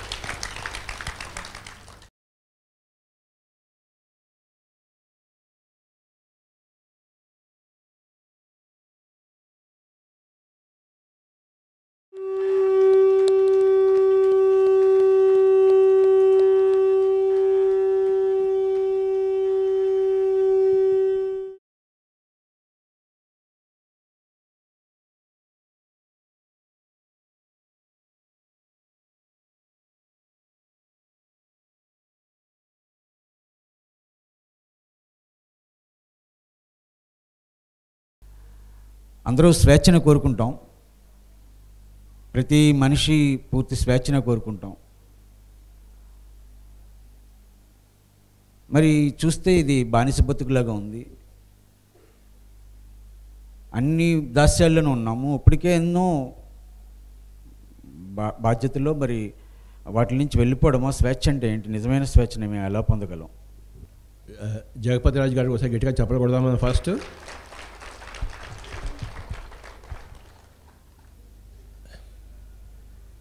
నువ్వు ఎగ్జామినేషన్ హాల్లో ఉన్నావు, నువ్వు బయటికి పోవడానికి స్వేచ్ఛ ఉందా? వాడు పంపిస్తాడా? ఎందుకు పంపిస్తాడు? నువ్వు అక్కడ పోయి ఇంకేదో పోయి చూసుకొస్తావని చెప్పేసి. కనుక అక్కడ నీకు స్వేచ్ఛ ఇవ్వాలా వద్దా? ఇవ్వకూడదు, అవునా కదా? అక్కడ ఇచ్చే నీకు స్వేచ్ఛ నీకు ప్రతిబంధకం అవుతుంది, నీకు దోహదకారి కాదు కదా. కనుక ఎగ్జామినేషన్ హాల్లో ఉన్నప్పుడు నీకు పుస్తకాలు చూసుకునే స్వేచ్ఛ ఇచ్చాడా? పక్క వారితో మాట్లాడే స్వేచ్ఛ ఇచ్చాడా? బయటికి పోయే స్వేచ్ఛ ఇచ్చాడా? నీకు తెలుసు ఆ ఎగ్జామినేషన్ హాల్తో ఇవన్నీ ఉండవని చెప్పేసి నువ్వే కోరుకున్నావు ఎగ్జామినేషన్. అక్కడ స్వేచ్ఛ లేదు. ఆ ప్రశ్నలకి నువ్వు సమాధానం రాయాలి, నీకు చేతన ఇంత. అంతవరకు నువ్వు స్వేచ్ఛలోగానే ఉన్నావు. లైబ్రరీకి వెళ్ళావు, వాళ్ళని కనుక్కున్నావు, వీళ్ళని కనుక్కున్నావు, అన్నీ చేసావు. బయట అంతా స్వేచ్ఛ. ఎగ్జామినేషన్ హాల్లో స్వేచ్ఛ ఉందా? లేదు. అలాగే మనం వేరే లోకాల నుంచి ఈ లోకాని కోసం వచ్చాము. అక్కడ కొన్ని లక్షల సంవత్సరాలు జీవించిన తర్వాత ఒక్క 80 సంవత్సరాల కోసం ఇక్కడ ఎగ్జామినేషన్ హాల్లోకి వచ్చాము మనం. ఇదంతా ఇక్కడ స్వేచ్ఛ లేదు. అక్కడ ఆ లక్షల సంవత్సరాలు చదువుకున్నదంతా నువ్వు ఎంత బాగా అర్థం చేసుకున్నావు అని ఎగ్జామినేషన్ కోసం నువ్వు భూలోకానికి వస్తావు. ఇక్కడ ఆకలి, దప్పులు, మరి అంత స్వేచ్ఛ లేకుండా వాడి ఫోర్సు వీడి మీద ఫోర్స్ పెట్టి వీటి అన్నిటి మధ్యలో ఈ ఒత్తిళ్లలో నువ్వు అక్కడ 4 లక్షల సంవత్సరాలు నేర్చుకున్నది ఇప్పుడు నువ్వు చెప్పగలవా? అది ఆట పేరు. భూమండలం అనేది ఒక ఎగ్జామినేషన్ హాల్. ఇక్కడ ప్రతి ఒక్కరికి వాళ్ళ క్వశ్చన్ పేపర్ వేరే వేరే ఉంటుంది. అందరు కలిపి ఒకటే క్వశ్చన్ పేపర్ ఉండదు. ఎవరి లెవెల్ తగ్గట్టు వాడి క్వశ్చన్ పేపర్ వేరే ఉంటుంది. నీకు స్వేచ్ఛ లేదు, పుస్తకాలు చదవడానికి వీలు లేదు. నీ అన్నీ మర్చిపోతావు. ఆ 4 లక్షల సంవత్సరాలు ఏమైనా నేర్చుకున్నావో ఇక్కడ అంతా వచ్చి మర్చిపోతావు. అందరితో సరిసమానంగా పుడతావు, పెరుగుతావు, విభిన్న దృక్పథాల్లో మధ్య నలుగుతావు. కానీ నీ క్వశ్చన్ పేపర్కి నువ్వు ఆన్సర్ చెప్పాలి. అందరిలాగే నేను పెరిగాను ఇక్కడ. ఒకడేమో అది చేయమంటారు, ఒకడు ఇది చేయమంటారు.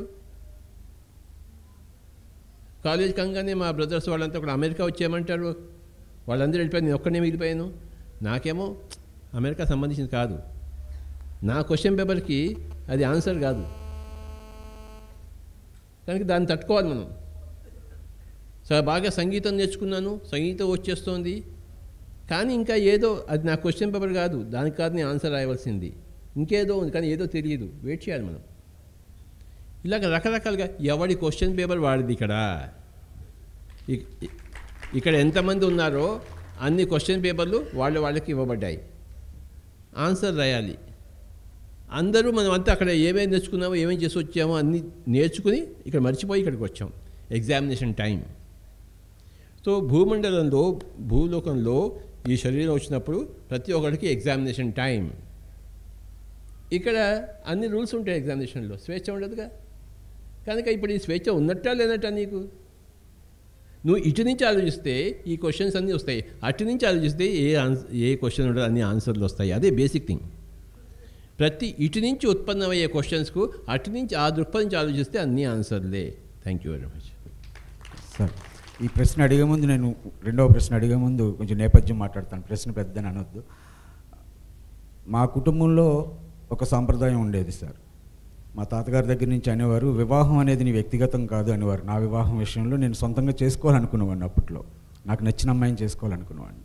మా తాతయ్య అన్నారు, ఒకసారి కుటుంబ సాంప్రదాయాలు ఉంటాయి, ఎందుకంటే అటు 7 తరాలు ఇటు 7 తరాలు చూడాలి, వివాహం నీ వ్యక్తిగతం కాదు, ఇది మన కుటుంబానికి సంబంధించింది అనేవారు.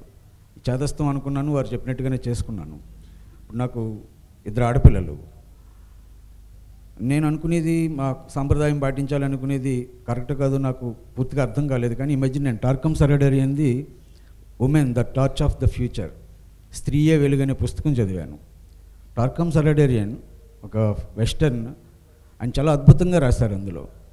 అటు 7 తరాలు ఇటు 7 తరాలు ఎందుకు చూడాలో, స్త్రీకి ముఖ్యంగా బిడ్డని ఏ ఇంటికైనా పంపించేటప్పుడు ఆ కుటుంబ నేపథ్యం చూడాలి, ముఖ్యంగా 3 విషయాలు చూడాలి.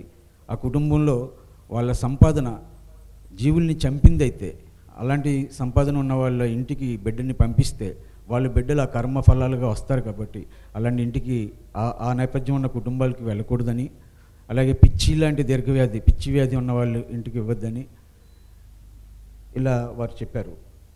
మరి ఇప్పుడు నా బిడ్డలకి పెళ్లి చేసేటప్పుడు వాళ్ళ స్వేచ్ఛని వాళ్ళకి ఇవ్వాలా, నేను కలగజేసుకోవాలా? వాళ్ళు అసలు నీ బిడ్డలే కాదు.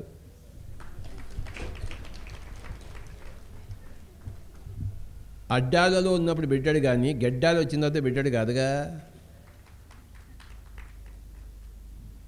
ఖలీల్ జిబ్రాన్ అన్నాడు, your children are not your children, don't try to make them like you, you be like them, you only house those bodies, అంతేకాని don't try to mend their souls. So మీ పిల్లల్ని గాలికి వదిలిపెట్టాను.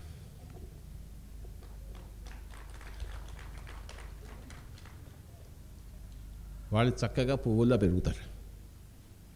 ఓకే, సో అటు 7 తరాలు ఇటు 7 తరాలని ఎవరు చెప్పినా అది రాంగ్. అండర్స్టాండ్?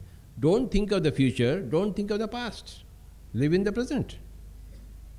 అండర్స్టాండ్?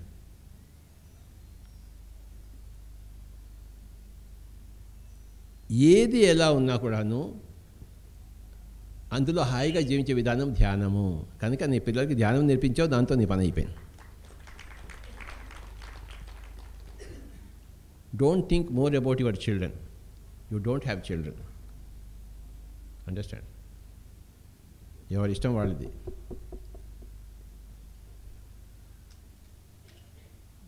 మా అమ్మాయి ఒకతని నేను పెళ్లి చేసుకుంటా అని చెప్పింది, రెండో అమ్మాయి. ఓకే అని పిలిపించాం, మెడ్రాస్ నుంచి పిలిపించాం, తాంబాలు గంబాలు ఇచ్చాం. ఓ 4 రోజుల తర్వాత నాకు వాడు వద్దంది. ఓకే, క్యాన్సిల్ చేశాం. అంతే. తాంబాలు ఇస్తే ఏమైంది, పెళ్ళి అయితే ఏమైంది? ఇవాళ పెళ్లి చేసుకున్నాము, 2 రోజులు సంసారం చేశాను, 3 రోజులు వద్దంటే వద్దు, క్యాన్సిల్ చేసి ఇంకొకటి తెచ్చుకుందాం. ఎప్పటికప్పుడు మన ఇష్టాన్ని మనం గౌరవించాలి. నీ పిల్లలకి వాళ్ళు ఏది చేసినా నువ్వు సపోర్ట్గా ఉండాలి, అది ధర్మం. కానీ వాళ్ళు ఏం చేయాలో అది నీకు సంబంధించింది కాదు. కానీ వాళ్ళు ఏం చేసినా కూడాను వాళ్ళ వెనకాతలో ఉండి సపోర్ట్ చేసే బాధ్యత మటుకు నీది.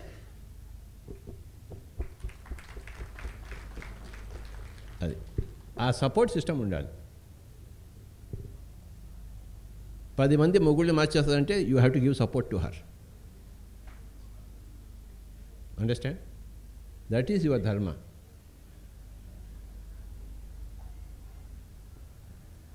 ఇందాక స్వేచ్ఛ గురించి అడిగావు. స్త్రీకి స్వేచ్ఛ వేయా బాబు, నువ్వే వాడు చెప్పడానికి మధ్యలో. ఇందాక స్వేచ్ఛ గురించి అంటే ఇప్పుడు మా పిల్లలకి నేనేం చేయాలని వస్తున్నా? అరే బాగా వస్తాదు, నీ పిల్లలకి నువ్వు స్వేచ్ఛ చెయ్యి. అర్థమైందా? కానీ వాళ్ళకి సపోర్ట్గా ఉంది. వాళ్ళు ఏం చేసినా కూడాను it is bound and duty to support you, to support that to the best of your abilities. Next, Tantra miss అయ్యామని అనిపించింది సార్. తంత్రాన్ని చూసిన తర్వాత అసలు తంత్రానే మిమ్మల్ని చూస్తే నాకు మన పిరమిడ్ మూమెంట్లో అదే ఎక్కువ కనిపిస్తుంది. అంటే అణిచివేతలతో కూడిన జీవితం జీవించొద్దు, వ్యక్తీకరణలతో కూడిన జీవితం జీవించు అని తంత్రశాస్త్రం చెప్తుంది. తంత్రశాస్త్రం కరెక్ట్, అండర్స్టాండ్. అది అర్థం చేసుకోవాలంటే ఓషో వాళ్ళు దిగి రావాలి. అందుకోసం అప్పుడే అర్థమవుతుంది. అందరికీ అర్థమవుతుంది ఏంటన్నీ, అర్థం కాదు. ఓకే, ఆత్మ యొక్క చదువు అయిపోయిన తర్వాత శరీరం యొక్క చదువు వస్తుంది, తంత్రశాస్త్రం. అది ఇది ఒకటి అయిన తర్వాత ఒకటి వస్తుంది. అలాగా హై క్లాస్ అది.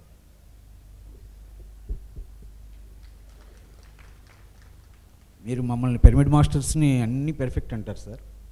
ఏది చేసినా పెర్ఫెక్ట్ అంటారు, ఎలా ఉన్నా పెర్ఫెక్ట్ అంటారు. మీరు మాకు ఇచ్చినంత ఫ్రీడమ్ ఎక్కడా ఉండదు. మీరే మా కుటుంబంలో, నేను నా బిడ్డలకే అంత ఫ్రీడమ్ ఇవ్వలేదు. ఫ్రీడమ్ గురించి మాట్లాడుతున్నాను నేను.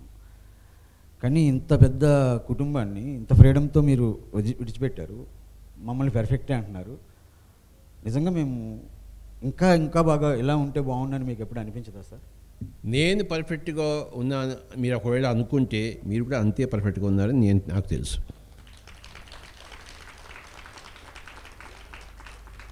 If you think I'm perfect, you are as perfect as myself. If you think I am imperfect, you are as imperfect as myself. But since you think that I am perfect, therefore all these people are here. ఒక perfect వాడితో ఎవడు ఉంటాడండి? Imperfect వాడు ఉంటాడా? Birds of the same feather flock together. ఒకే జాతి పక్షులన్నీ ఒకే దగ్గర ఉంటాయి. ఈ జాతి పక్షి ఎలాంటిదో ఈ పక్షులన్నీ అవే జాతి పక్షులు. ఒక సమూహంగా ఉన్నాయంటే అవన్నీ ఒకటే జాతి, ఒకటే లెవెల్. ఇవన్నీ కూడా ఒకటే జాతి పక్షులు. ఇది ఏ జాతో ఇవన్నీ అవే జాతి పక్షులు.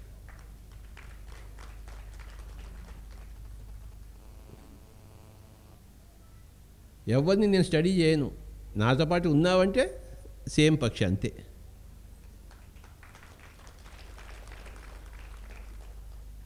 నేనేమిటో అది మీరే. There no difference. ఒక జింకకి ఇంకో జింకకి తేడా ఉందేంటి? 100 జింకలు కలిసి తిరుగుతున్నాయి, అన్నీ ఒకటే జింకలు. 100 కోళ్ళు కలిసి తిరుగుతున్నాయి, 100 పావురాలు కలిసి ఎగురుతున్నాయి, మరి 1,00,000 మంది పిరమిడ్లు కలిసి ఎగురుతున్నారు, అంతే తేడా, ఏమీ లేదు. నెక్స్ట్. ఈ సమాధానమే నాకు కడుపు నిండిపోయింది సార్. ఎందుకంటే నాకు ఎక్కువ తెలుస్తూ ఉంది, ఎలా మీరు ఎంత ఇవ్వగలుగుతారు మా అందరికీ. నాకు నేను ఎంత రెస్పెక్ట్ ఇస్తానో అందరికీ అదే రెస్పెక్ట్ ఇస్తాను, నా దగ్గరకు వచ్చిన వాళ్ళకి. అలా అని చెప్పి నా దగ్గర రాని వాళ్ళకి డిస్రెస్పెక్ట్ ఏమీ లేదు. వాళ్ళు నా మనసులోనే ఉండరు. నా దగ్గరికి వచ్చిన వాళ్ళే నా మనసులో ఉంటారు. నా దగ్గరికి వచ్చిన వాళ్ళకి నేను ఎంత రెస్పెక్ట్ ఇస్తానంటే నాకు నేను ఎంత రెస్పెక్ట్ ఉంటానో, నాకు నేను ఫ్రీడమ్ ఎంత కోరుకుంటానో అందరికీ అదే. నేను ఇవ్వడం ఏంటి? ఇక్కడ ఇవ్వడం పుచ్చుకోవడం ఏమీ లేదు, అంతా ఉండడం ఉంది. దేనో ఇవ్వడం, దేనో పుచ్చుకోవడం, ఉండడం ఉంది.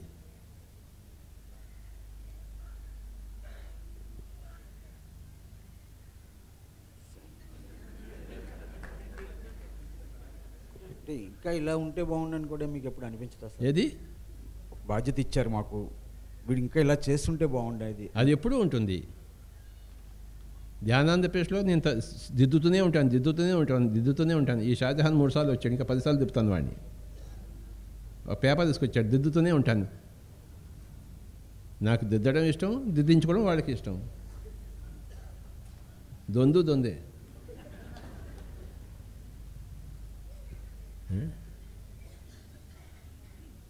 దిద్దడం వేరే, కానీ ఒకటే జాతి పక్షులు.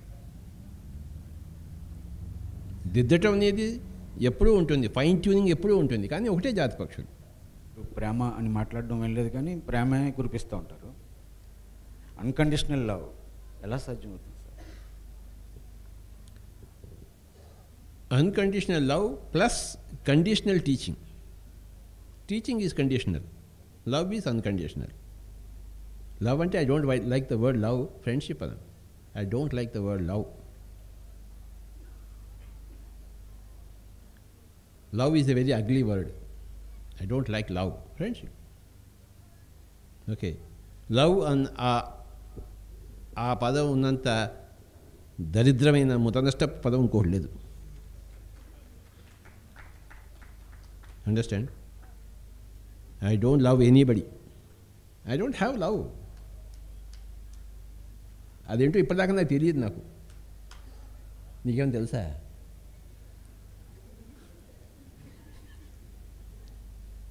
కానీ ఇగో సొసైటీలో వర్డ్, అది హయ్యెస్ట్ వర్డ్, అదే ఊకదంపుడుగా వాడుతుంటారు. There is no love. Understand? అది ఎప్పుడు రెండు లేవు. ఒకటి డెత్ లేదు, రెండు లవ్ లేదు. There is no death. Secondly, there is no love anywhere. నువ్వు వెతకడానికి పో డెత్ గురించి.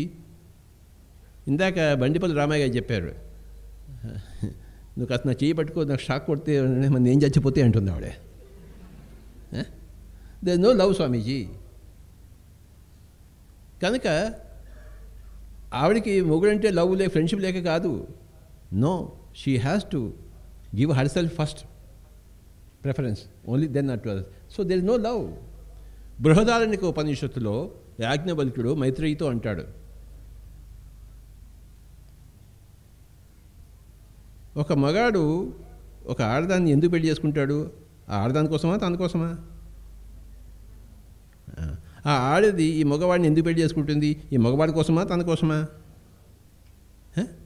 వీళ్ళిద్దరు కలిసి పిల్లలకి అనేది తమ కోసమా, పిల్లల కోసమా? తమ కోసం పిల్లలకి అంటారు. ఆ ఆడది మగాడి దగ్గర ఎందుకు చేస్తుందంటే తన కోసం చేరుతుంది.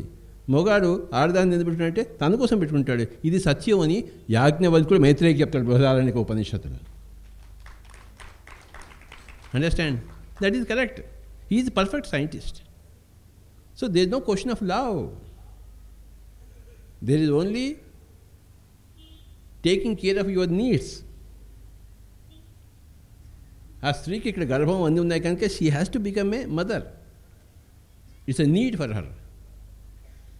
ప్రతి మగవాడికి ఆడతనం కావాలి, ఆడతనానికి మగతనం కావాలి. It's a need.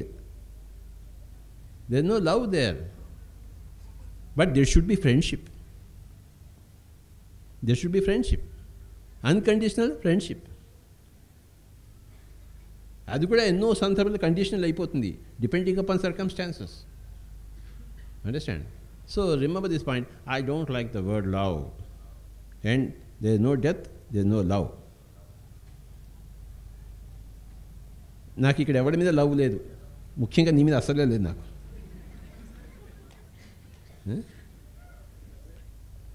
నీ క్వశ్చన్స్ ఎలా ఉంటాయా దానికి నేనేం చెప్తానా? నా నోట్లోంచి వచ్చే మాటలు నేను ఏం వింటానా? నేను ఉత్సుకతో ఉంటాను, కానీ నీ మీద ప్రేమ వర్షం కురిపించి అదేమీ లేదు.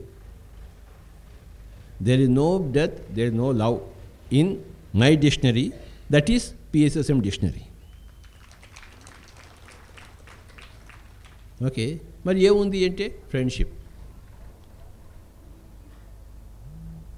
Unconditional friendship mostly 99%. Then conditional teaching. ఎవరైనా నా దగ్గర వచ్చి నేర్చుకోవాలంటే వాడు సరిగ్గా ఉండాలి. ఒకసారి ఒకళ్ళ ఇంటికి వెళ్ళాను. ఆయన పెద్ద జమీందారు, ఏదో మరి బాగా డబ్బులు ఉన్నట్టున్నాయి. మనం ఆ రోజుల్లో అందరి ఇంటికి వెళ్ళి నేను ధ్యానం చెప్తానండి, నేను చెప్పుకునేవాడిని. అతను కూర్చుని, ధ్యానం చెప్తావా నువ్వు, చెప్పు అన్నాడు. ఫస్ట్ కాలు బంద్ చేయని చెప్పిన. కాలు ఊపుతున్నాడు, ధ్యానం చెప్పు అంటున్నాడు. ఫస్ట్ అది బంద్ చేయను ఆయన, చెప్తా కానీ అది condition. If I want to teach, that is the condition. వాడి కాలు ఊపుతూనే ఉన్నాడు, నేను అక్కడ పోయినా, నాకేం పని. ఓకే, సో టీచింగ్కి కండిషన్స్ ఉంటాయి, బట్ నాట్ ఫర్ ఫ్రెండ్షిప్.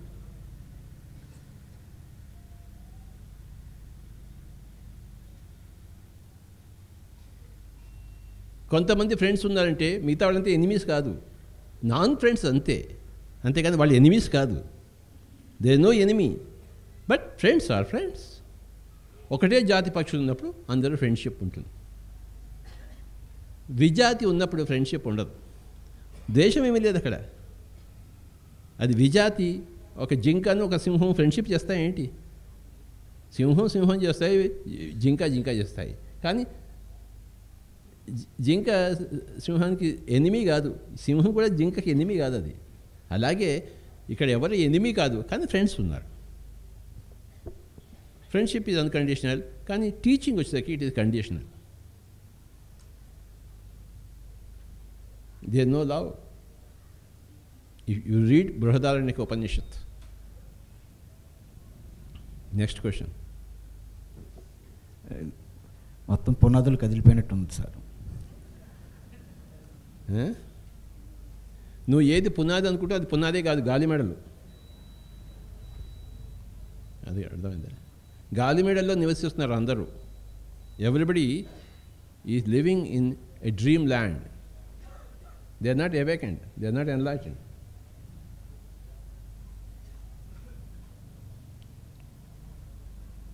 అవేం పునాదులు కావు.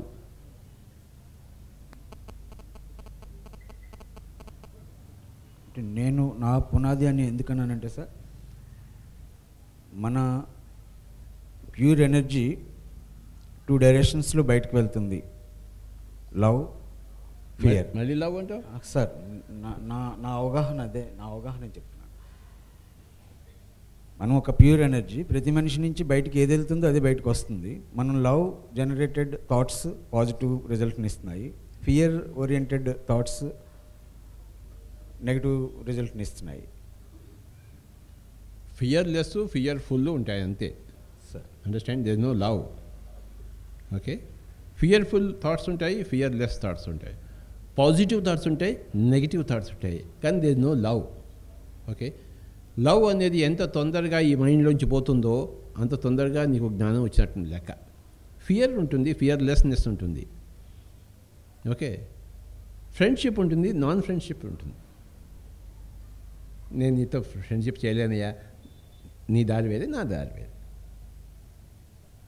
Okay, your choices are different, my choices are different. Those people who are having the same choices, then we can gel together. Okay, that we can have some friendship, not otherwise. So fearful thoughts ఉంటాయి, fearless thoughts ఉంటాయి. ఒక ఆయన బుద్ధుడిని అడిగాడు, sir good and bad గురించి చెప్పండి sir అన్నాడు. అప్పుడు బుద్ధుడు చెప్పాడు, గుడ్డు లేదు, బ్యాడు లేదు, కానీ అజ్ఞానం ఉంది, జ్ఞానం ఉంది అన్నాడు. So it is the question of అజ్ఞానం అండ్ జ్ఞానం. అజ్ఞానం అంటే ఒక వస్తువు యొక్క యథార్థ పరిచయం లేకపోవడమే అజ్ఞానం. జ్ఞానం అంటే ఒకానొక విషయం యొక్క, ఒకానొక వస్తువు యొక్క యథార్థ పరిచయం ఉండడమే జ్ఞానం. అందరు లవ్ అంటున్నారు, ఆ లవ్ లేదని తెలియదు కనుక అది అజ్ఞానం. ఎవరైతే లవ్ లేదని తెలుసుకున్నాడో వాడు సుజ్ఞానంలో ఉన్నాడు. ఆ మేకలు అవన్నీ కూడాను అది నీ ఫుడ్ అని అనుకుంటున్నాడు, అది యథార్థంగా నీ ఫుడ్ కాదు, అది అలా అనుకుంటున్నవాడు అజ్ఞానంలో ఉన్నవాడు. సో గుడ్ అండ్ బ్యాడ్ కాదు, అజ్ఞానము జ్ఞానము ఉన్నాయి అని. So you have to remove that అజ్ఞానము.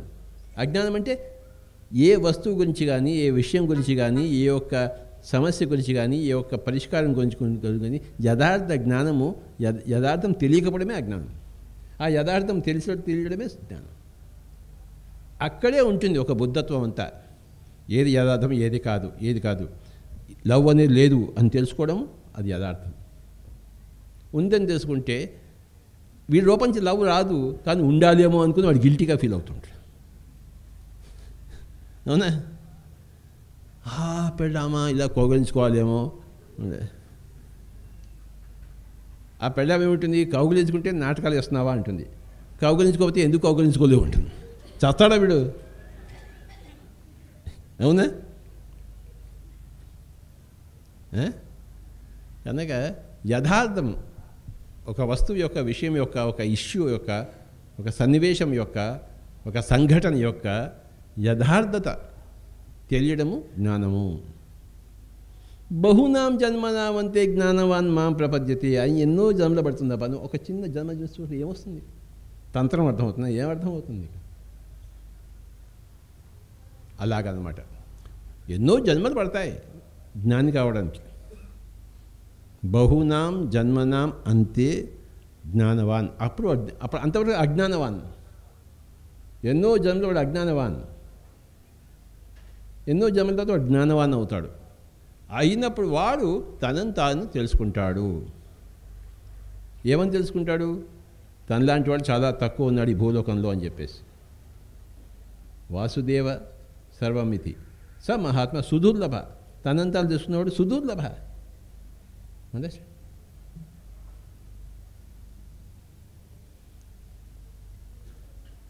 Number of lifetimes, number of sanniveshas, number of experiences, number of ups and downs, number of viewpoints, any number of lifetimes. అప్పుడు కొద్దిగా వంట పడుతుంది. మనుష్యాణం సహస్రేషు కశ్చిత్ యతతి సిద్ధయే యతతామపి సిద్ధానాం కశ్చిన్ మాం వేత్తి తత్వత. వేల కొద్ది మనుషుల్లో కొంతమంది నాకు పర్ఫెక్షన్ కావాలని ట్రై చేస్తారు. అలాంటి ట్రై చేసే వాళ్ళు వేల మందిలో కొద్దిమంది వస్తారు. ఆ కొద్దిమంది పిరమిడ్ మాస్టర్సు. స్వజాతి పక్షులు అలాగా. బైబిల్ అంతా ప్రేమించు క్షమించనే ఉంటుంది సార్.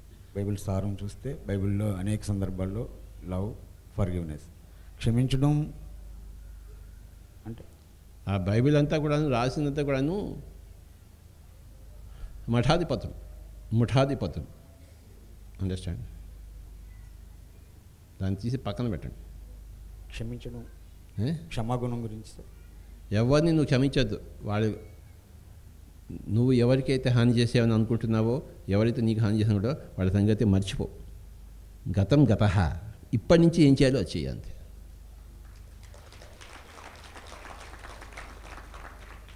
గతంలో మనకు హాని చేసిన వాళ్ళ పట్ల లోపల ఉంటుంది కదా సార్. గతం గతః కరెక్టే, పైన కాన్షియస్గా ఉంటాం, బట్ డీప్ లెవెల్లో వాళ్ళ పట్ల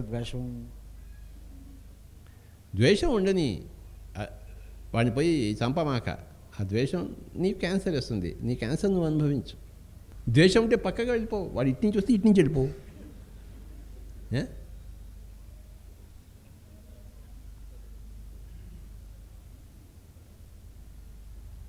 ద్వేషం ఉంటే అనుభవిస్తావు అంతా.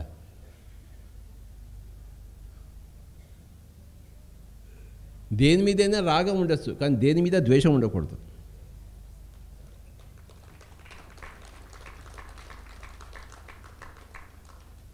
రాగము ఓకే, ద్వేషం నాట్ ఓకే. మరి ఎలా పోతుంది సార్ ద్వేషం?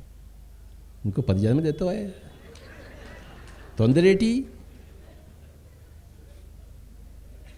ఇంకా ఉన్నాయిగా జన్మలు. ఎత్తాలని లేదు సార్. ఎత్తాలని లేదు సార్. ఈ జన్మలోనే పోవాలి కదా అనిపిస్తుంది. అయితే నాతో పాటు బాగా తిరుగుతున్నాం కదా సార్. పోతుంది కదా మరి.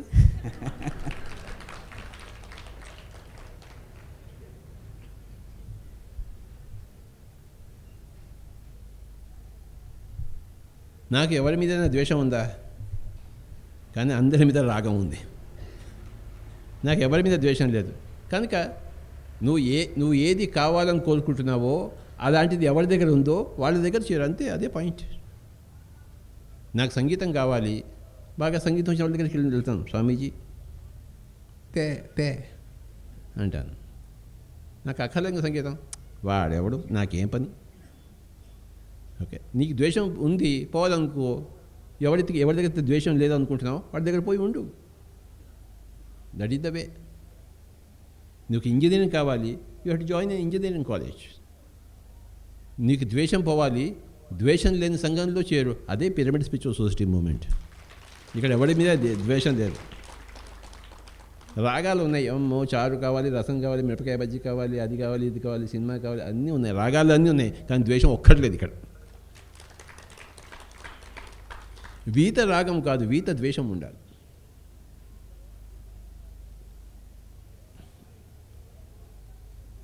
అది ద్వేషం లేని వాళ్ళ దగ్గర ఉంటుంటే అక్కడ పోతుంది. అదే సజ్జన సాంగత్యం అంటే. త్రిజగతి సజ్జన సంగతి రేఖ భవతి భవార్ణవ తరణే నౌక. ఈ భవసాగరం నుంచి, అంటే ఈ ద్వేష సాగరంలోంచి తరింపజేసే నౌక ఏదంటే సజ్జన సాంగత్యము.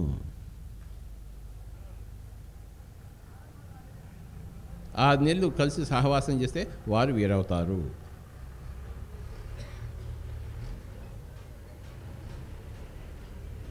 నీకు బాగా ధ్యానం కావాలంటే ధ్యానం బాగా చేసే వాళ్ళ దగ్గర ఉండాలి నువ్వు.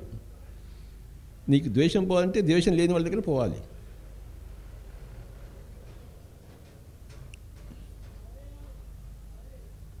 నీకు బాగా ప్యాక్ ఆడాలంటే మంచి క్లబ్బులు ఉన్నాయి, రోజంతా నీకన్నా బాగా రోజంతా ప్యాక్ ఆడేవాళ్ళు, వాళ్ళ దగ్గర చేరాలి. వాళ్ళు బాగా నేర్పిస్తారు ప్యాక్ ఆట. నువ్వు ఏది నేర్చుకోవాలనో ఒక సంఘం ఎప్పుడు రెడీగా ఉంది, నువ్వు అందులో పోయి జాయిన్ కావడమే అంతే. వాటి ఒక మర్డర్, నువ్వు దొంగ కావాలనుకుంటే ఒక పెద్ద గజ దొంగల సంఘం ఉంది, లేదా బాగా తాగుబోతు కావాలంటే పెద్ద తాగుబోతు క్లబ్బులు ఉన్నాయి. ఇందాక మన దగ్గర వచ్చాడు మన వాడు మాస్టర్ బాస్, వాడి బాస్. ఫ్రీగా తాపిస్తారు, అర్థమైందా? కనుక నువ్వు ఏది నేర్చుకోవాలన్నా, ఏది పొందాలనుకున్నా దానికి సంబంధించిన గ్రూప్ ఎప్పుడూ ఉంది. ఆ గ్రూప్లో పోయి చేరడమే నీ పని. అలాగా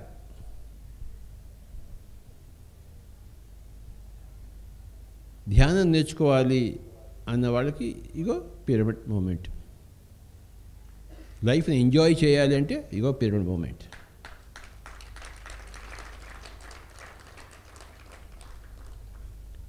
నేను ఒక బుద్ధుడిలా మారాలంటే కమ్ పిరమిడ్ మూమెంట్.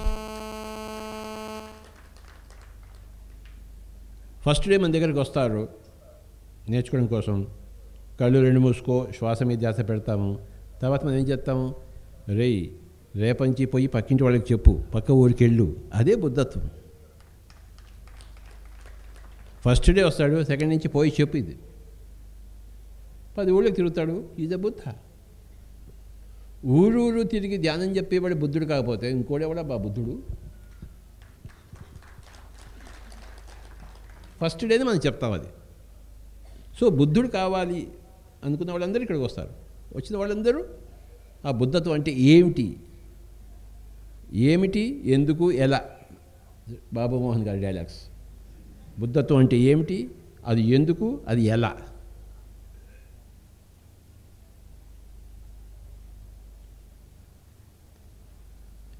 ఏమిటి బుద్ధత్వం అంటే ఏమిటి అంటే దుఃఖంలోంచి బయటపడడమే బుద్ధత్వము. అది ఎందుకు అంటే దుఃఖం లేకుండా ఉండేందుకు. అది ఎలా అంటే శ్వాస మీద ధ్యాస ద్వారా, స్వాధ్యాయం ద్వారా, సజ్జన సంగత్యం ద్వారా. ఏమిటి, ఎందుకు, ఎలా. ఎందుకు ధ్యానం చేయాలంటే బుద్ధి తెచ్చుకునేందుకు. బుద్ధి తెచ్చుకుంటే ఏమవుతుంటే బుద్ధుడు అవుతావు. ఇదంతా ఎలా అంటే కూర్చో, కళ్ళు రెండు మూసుకో, శ్వాస మీద ధ్యాస, అంతే.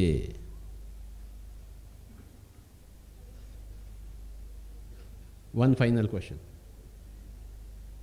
అయిపోయిందా? Thank you sir. Thank you very much. Thank you very much.